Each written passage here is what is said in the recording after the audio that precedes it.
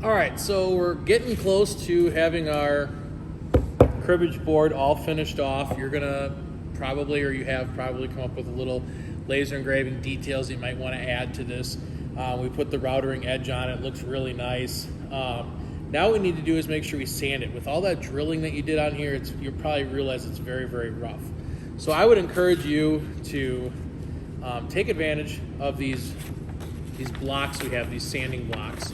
And again, you just need to fold over a piece and kind of rip it off, and you're gonna stick this into the sanding block, okay? Make sure you have something under the piece of wood if you're gonna be sanding around the edges, or put it on your lap or something.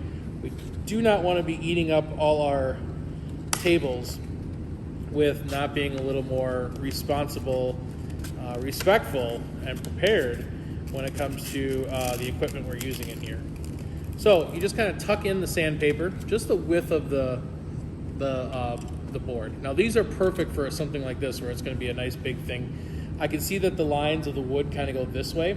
I got a really cool knot here, which is neat. But anyways, the lines go this way. So that's the way we're going to want to kind of go with the sandpaper and kind of go back and forth, trying to get rid of all those rough pieces. Smooth it out. Take some time doing that.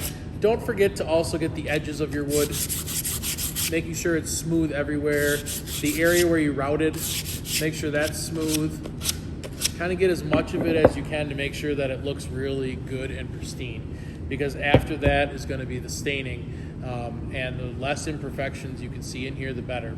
As you're doing your sanding and kind of taking pieces apart, remember, you have a whole bunch of holes in here that are probably filling up with stuff. So every once in a while, just a light little tap, not heavy, light little tap. We don't want to damage the tables, but just to get that stuff out of there.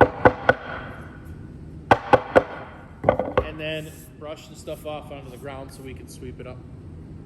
Finally, before we're moving on to the fine tunes, the stainings, and wrapping everything up, and I'm going to show you a little video as well about something you can put on the side of this. If you have holes that don't look like they're all the way through, this is where you could get out the drill bit again with a drill and just line up those holes on here and just drill through them. And then that's all that little fine tuning to make sure you got the best product you possibly can. So I'm going to finish sanding this up a little bit more, but we're going to end the video at this point. Take your time. These are the little details that make your projects really pop.